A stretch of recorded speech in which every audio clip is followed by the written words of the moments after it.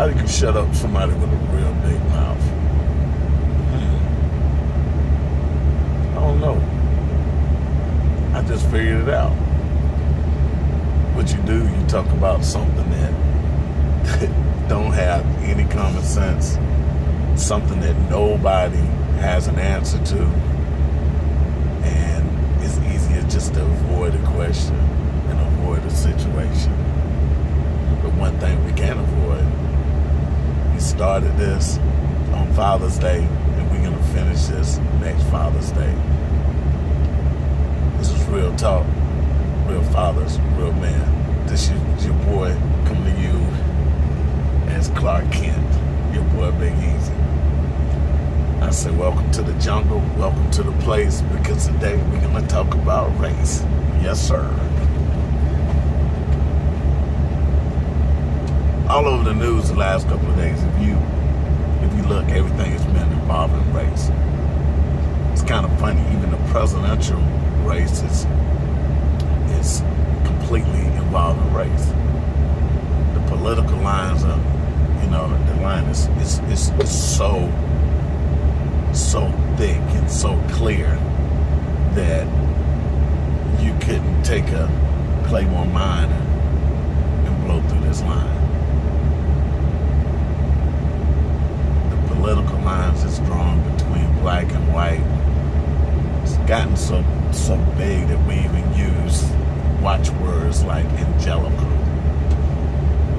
I did a little bit of research into angelical and found out that angelical is a group that's supposed to be designed for Christians. Christians are Southern Baptists, right? Christians are Adventist Methodists. But they don't include none of those in the angelical movement. So if you look a little bit deeper, the angelical movement was actually started in the late 60s, early 70s. And what they did with the angelical movement, the civil rights was moving so fast, they needed a way to come up with something to run against the advancement of colored people. So they started the angelical movement and just said it's Christians.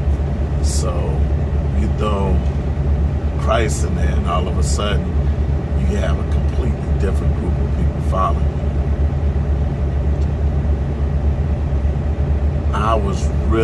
It was really hard for me to come back on here and talk because I don't want to make this political. But then at the same time, I had to say, somebody got to talk about it, dude. Somebody got to talk about this thing we call race. I seen a thing that's floating around the internet today that said there's only one race, and that's the human race. Okay, we can say a lot of different words, and we can have all these town hall meetings and all these think groups and everything, but none of that is going to change. None of that is going to change something that's been embedded in people's heads since the beginning of time. I need something to make me better than you. I need something to separate me from you. Do you ask yourself, why? I seen a sign somebody held up, why do they hate us? And they was talking about Americans. But then you got to ask yourself, in the 60s, that same sign was up. In the 50s, that same sign was up. Why do they hate me? Because of the color of my skin. I had a deep discussion with one of my partners today, and I know he probably looked at me and said, man, you're so naive.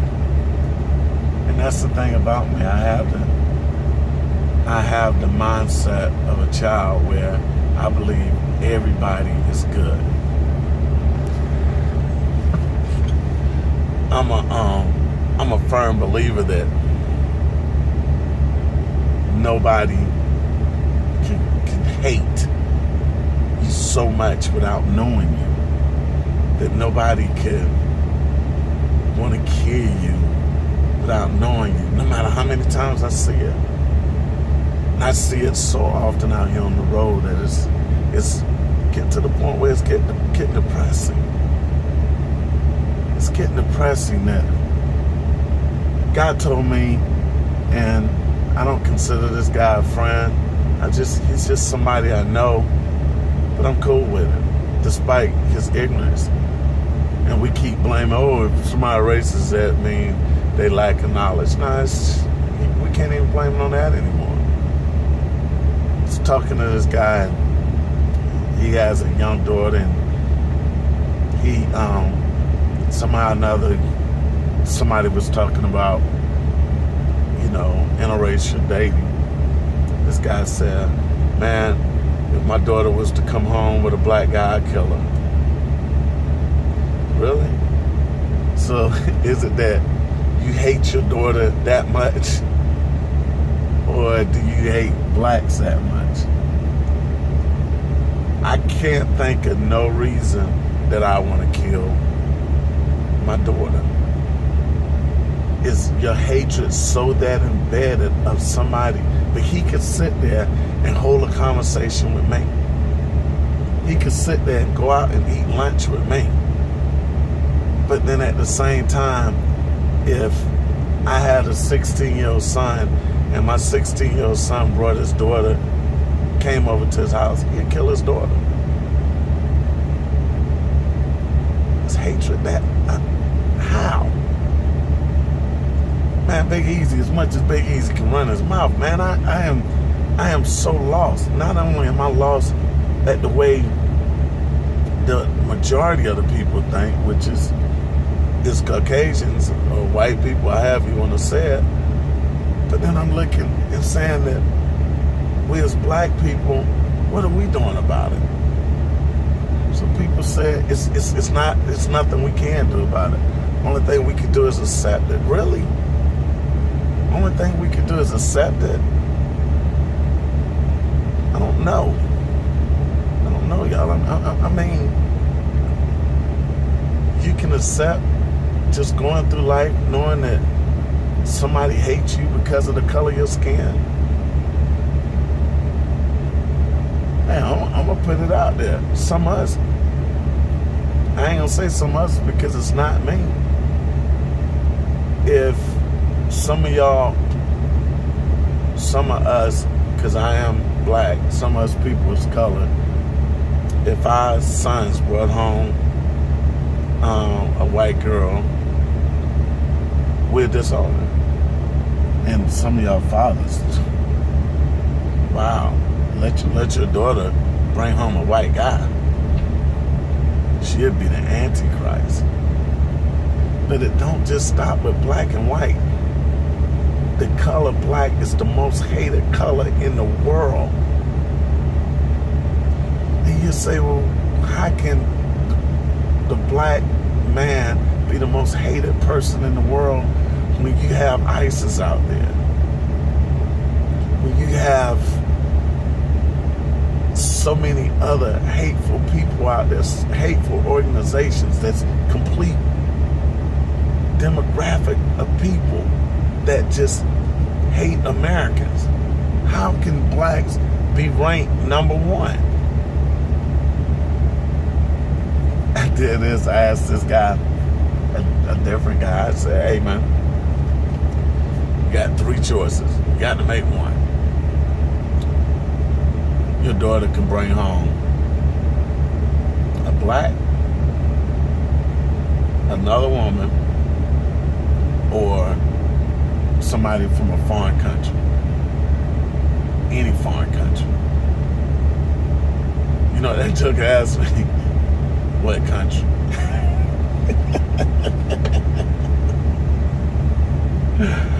I said, really? I said, okay, Saudi Arabia. It'll be Saudi Arabia. I said, okay. Let's try something different. Let's try Iraq. I don't know about Iraq. So the choices is a black man, a woman, or somebody from my right. What are you thinking about, dude?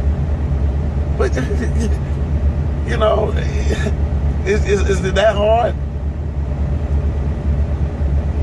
But I didn't react to him like that. I just stayed calm. Just like, yeah, okay. And then he said, well, I know this is a trick, man. What color is the girl? Are you serious? Are you serious right now, dude?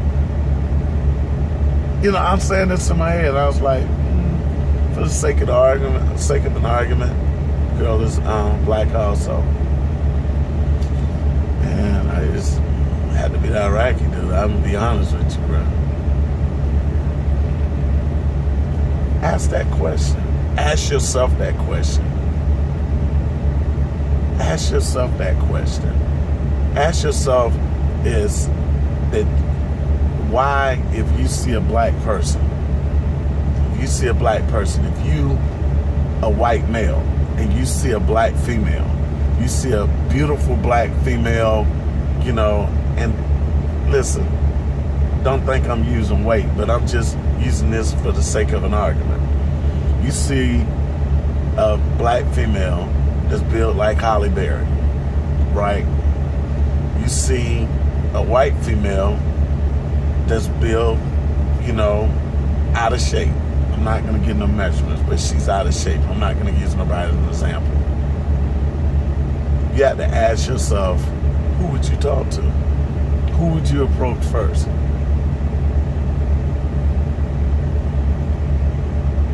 Well, that's kind of easy because everybody loves Holly. So let's change it. Let's look at something that, let's look at Venus. Let's look at Venus Williams. Which one would you choose? Even if you know this Venus Williams, even if you know the money she has, even if you know the talent she has, could you really choose her over a white female?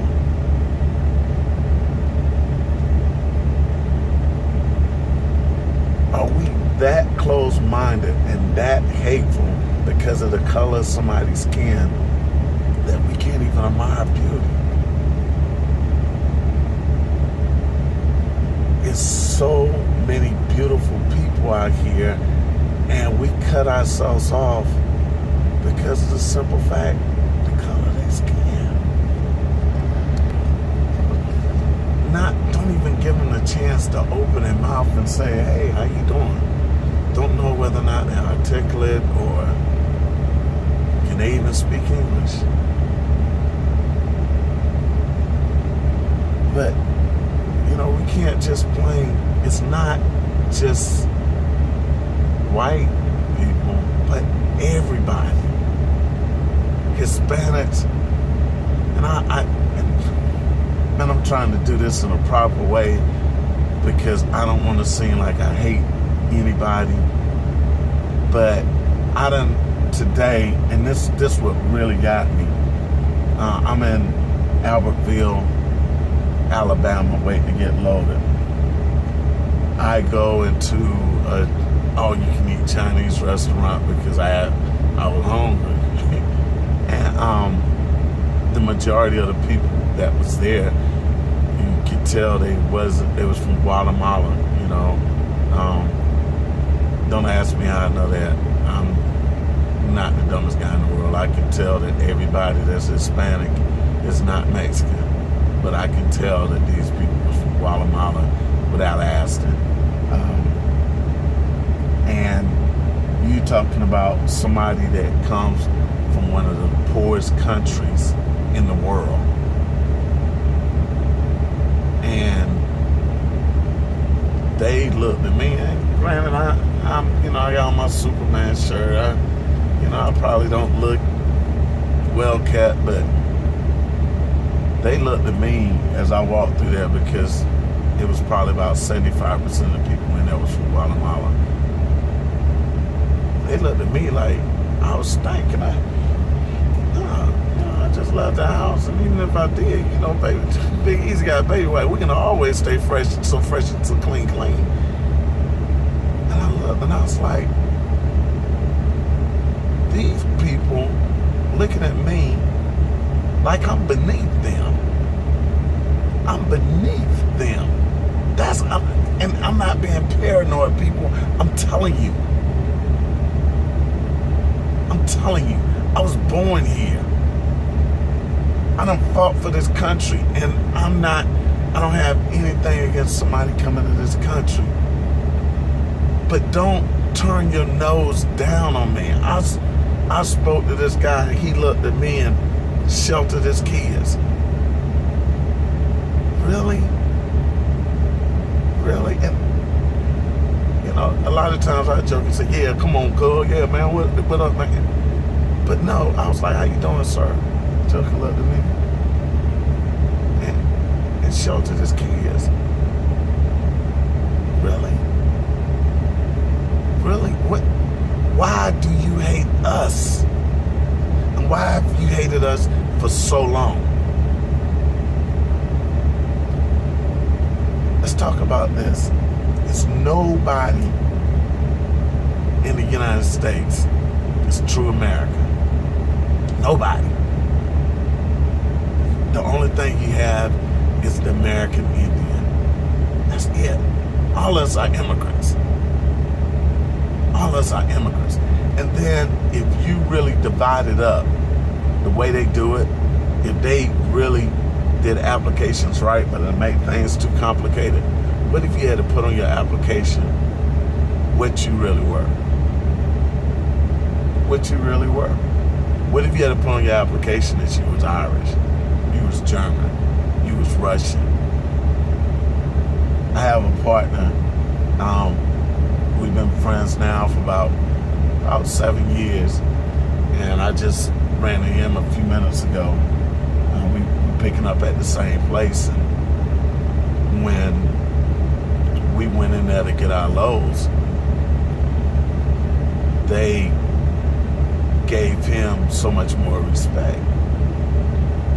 And then I started talking, and I'm like, how y'all doing today, sir? And and they immediately took care of him and looked at me like I was talking sideways. And I said, okay, no problem. And I thought about it. I said, this guy only lived in the United States for 10 years. But because of the color of his skin, they treat him as if he's a white guy. Because of the color of his skin. They don't know that this guy is not an American citizen. But because of the color of their skin, because of the color of his skin, he get that treatment.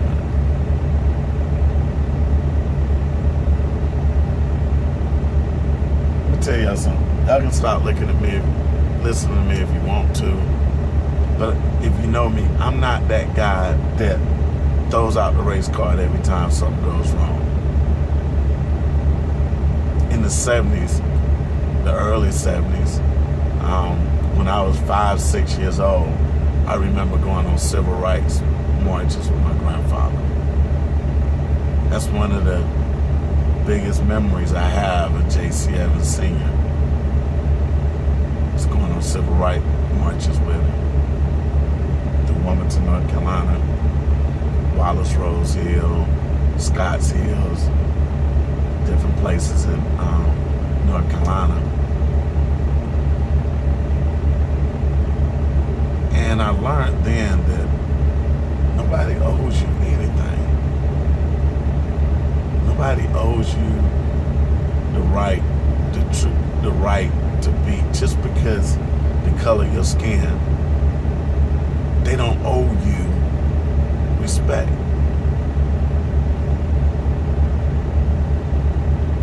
But in this society, because of the color of your skin, you would get either disrespected or respected. A little kid came on there on it's a YouTube hit, and he talks about how because he's a white guy, a little white kid, opportunity is just gonna fall out of the sky for him. He don't have to do anything special. He don't have to say anything special. He can just go through the motions, and doors is just gonna be open automatically. And he's telling the truth, and it's sad.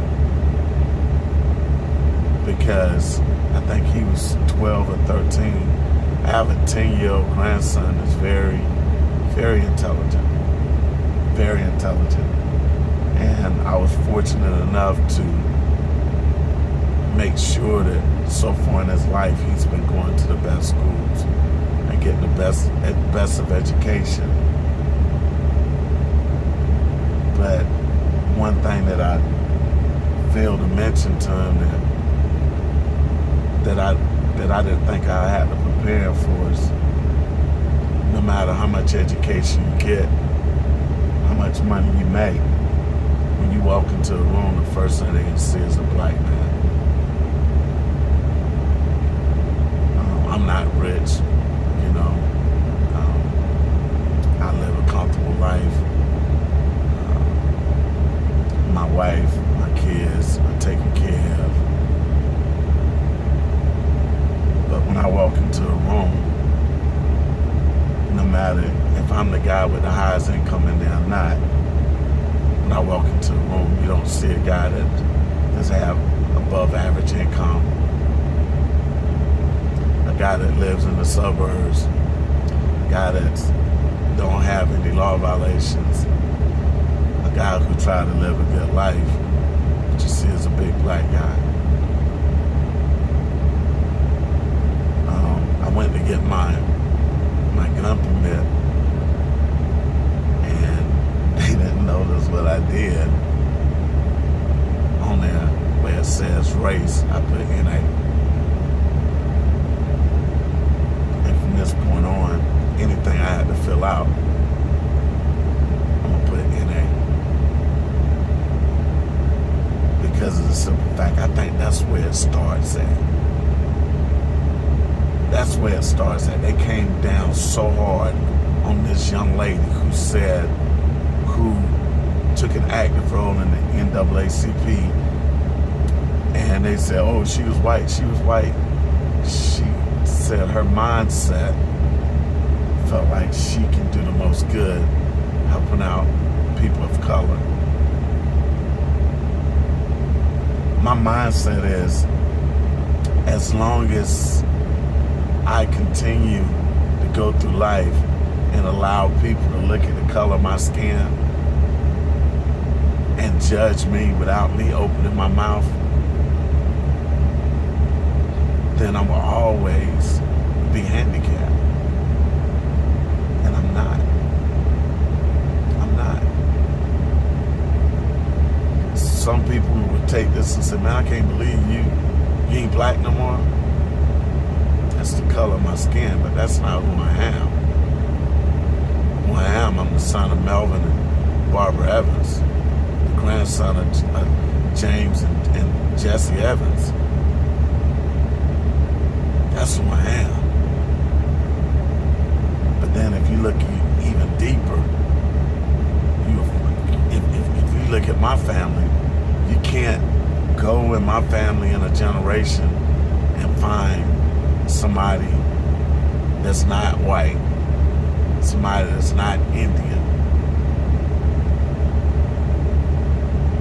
So if you go through your family tree, you'll find out that we all, even white people, go through your family tree, you will find out that you got some color in there. You'll find out you got some color in there. So at what point, when somebody asks you what's your race, honestly say black, white. Now, if somebody is Hispanic, that is a little different. But you know, the funny thing, I lived in Puerto Rico for 3 years. In Puerto Rico, you know, you still have to, even though everybody there is Puerto Rican, they black or white, and they have to put race on forms they fill out. Yeah. Anybody that's listening to this from Puerto Rico, yeah. If you in Puerto Rico and you filling out any legal form, they're gonna ask you your race. Are you black or are you white? Yeah.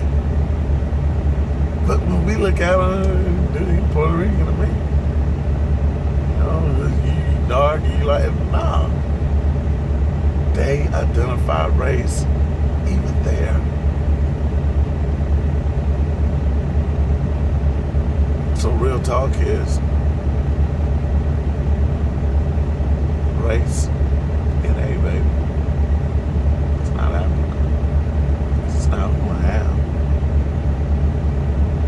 What's my color? I'm a black man. Yeah, that's my color. My race, I'm human.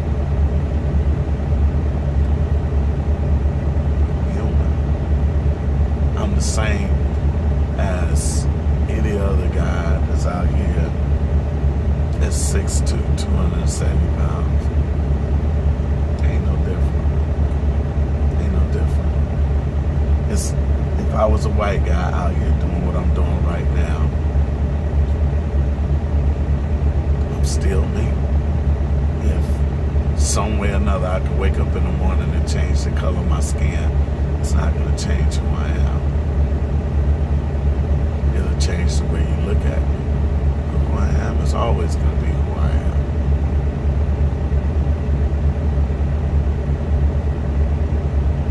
It's sad that this country is being divided by race. And all y'all evangelicals out there, come on man, read your Bible, dude. Stop it, you know how bad God is gonna punish y'all. I can't judge nobody. I don't know. I don't have a heaven or hell to put you in. I'm not gonna do that. But you have to look at it, dude. You're sitting up here, don't like people. You get ready to elect a guy that goes against all your beliefs because he got one belief. And that belief is that he's a superior race. It's no superior race. In any given thing, somebody black, somebody white can defeat each other on any given day. Hey y'all, I'm gonna get off my soapbox. I ain't trying to be too down in the dumps, man, but hey man, do me a favor, dude. Hey, let's start right here. Let's start right here on this show. Let's make a difference. Let's make a difference. Race NA, baby. Race NA, baby. We all A. We all in this game together, baby. We all here to help people. We all here to help each other.